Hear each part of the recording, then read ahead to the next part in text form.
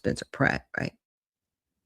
How did her votes go up exponentially, but it didn't affect the governor's race? Everything's on the same ballot. You can't affect the local race without affecting the state race, because they're all on the same ballot.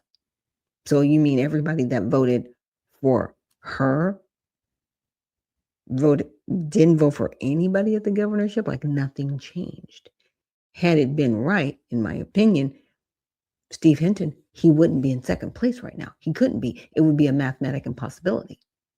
But what's also a mathematical impossibility is that all the votes came in for her. None for the incumbent. None for Spencer Pratt. It just shows too much faulty in our state elections. And so with that, states need to do better. And that means better representation. That's it. That's it. So let's check this out. So I looked at it and it says the ruling in Watson versus Republican National Committee, written by Justice Amy Coney Barrett, held that federal laws set election day for voter choices, not ballot receipt, allowing Mississippi's 5 business day grace period and similar rules in 14 states. Now, challengers, including the RNC, argued federal statutes preempt such extensions, right? But the majority emphasized state flexibility in processing. That's where it is. So dissenters like Justice Alito warned of fraud risk, okay, while President Trump decried it as a loss and pushed the SAVE Act.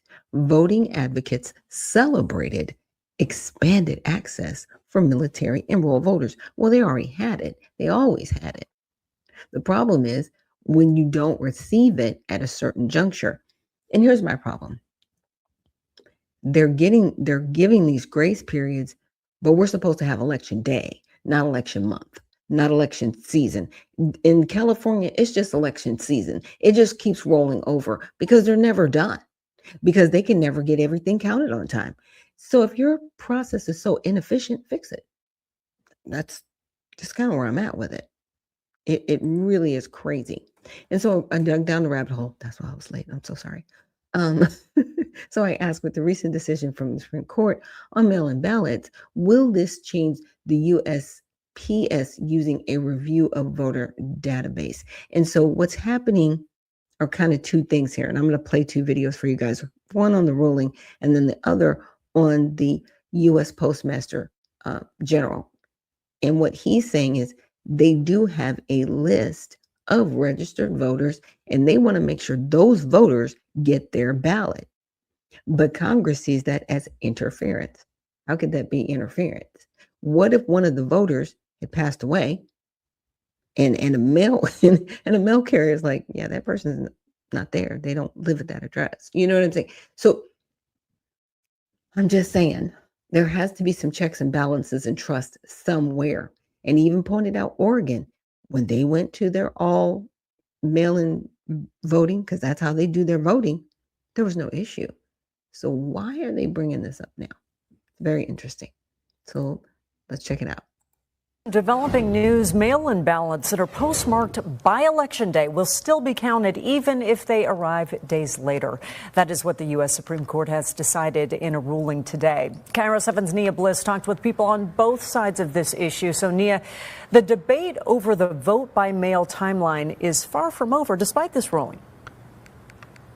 Yeah, but with the primary election just a few months away, the King County Elections Director says she's feeling relief. And we know this because we obtained a letter from her telling her staff this today. However, this ruling is being met with mixed feelings. In Watson v. Republican National Committee, the Supreme Court voted 5-4 to uphold a Mississippi law allowing mail-in ballots to be counted as long as they're postmarked by Election Day. In Washington State, that could be up to around 20 days. I like to vote by mail because everything is secure.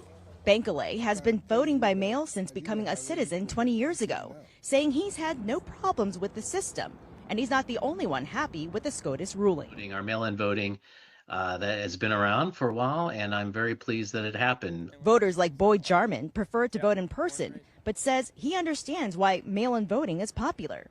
That's a great thing for people that can't go in person or that are disabled, right? He feels ballots that are delivered by Election Day should be counted and is hesitant for ballots arriving later. There is like part of me that if you have to wait 20 days, then things could happen in those 20 days. Representative Jim Walsh, who is the chair of the Washington GOP, disagrees with SCOTUS's ruling. Our official position is we're disappointed, but we're not deterred. Representative Walsh says he doesn't want to get rid of mail-in voting, but questions the security of Washington's system. Secretary Hobbs says he's still waiting for Representative Walsh to come up with proof.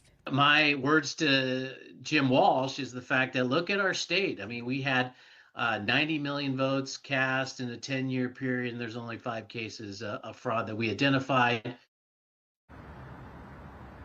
While Washington's mail-in ballot deadline is in the clear, Secretary Hobbs says with changes to the USPS on the way and a pending ruling, he is urging voters to get their ballots in early and to use state drop boxes like this one over here. Reporting live in Renton, Nia Bliss, KIRO 7 News. It's interesting because he said the 5 that we identified.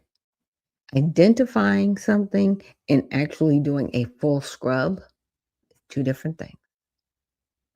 Audit is needed everywhere because there's so much fraud. There is so much criminal activity within our legislative process. People are just, they are feeling like their votes don't matter and they don't count and they feel abused by the system. But let's check out the U.S. Postmaster General. I think that's his full title. It's clear that there's nowhere in the Constitution, there's no federal law that the Postal Service is authorized to create these types of voter databases, ballot verification systems, or mandatory standards. It just simply doesn't exist. It's hard to interpret a law when it doesn't even exist there, which is what we have. Just because President Trump wants to do this does not make it law, doesn't make it right, doesn't make it constitutional. There's certainly a massive difference between general mail requirements and regulating elections. Routine changes to the postal network can have a small impact on election mail, but this effort is a power grab to swap constitutionally mandated state control for what the president wants. I think it's very clear. So last year, Mr. Steiner, you issued a rule that explicitly said that the Postal Service has, quote, no role in administering elections. What has changed? I don't think anything has changed. Senator, I'm not a political person, and the Postal Service is not a political organization. We, as you said, I think you quite aptly said, we deliver mail. That's what we do. We deliver mail. And that's what ballots are. Ballots are mail. Now, they are a special kind of mail, obviously. They need special care.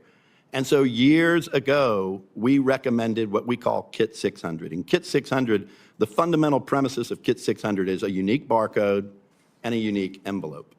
That allows us to move those ballots more efficiently, more securely. That is what our proposed rules suggest, is that we have unique barcode, unique envelope. And that is not something that is new. That's something that's been being used by states throughout the country on both sides of the political spectrum. So California has followed it, Oregon has followed it, Arizona has followed it, Florida has followed it, among many other states. And so, to me, it's not a political question. It's a question of how do we most efficiently and securely move ballots. We've been recommending this for many years. All this does is make it a requirement. Well, certainly best practices are different than having a mandatory requirement. You can follow best practices to deliver it more efficiently without having control of vast voter rolls and having the ability to have that data. This is basically a backdoor way for the federal government to get voting information that states control under the U.S. Constitution.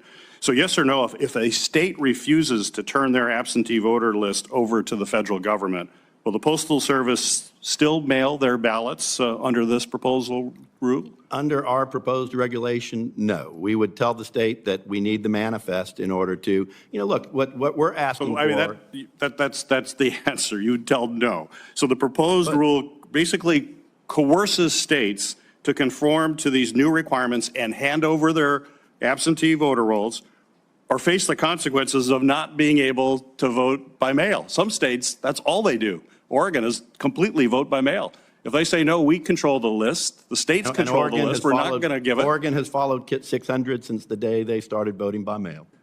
This is a different issue. This will be a lot different issue. You're telling these states either give the federal government this information, trust the federal government, trust the Trump administration.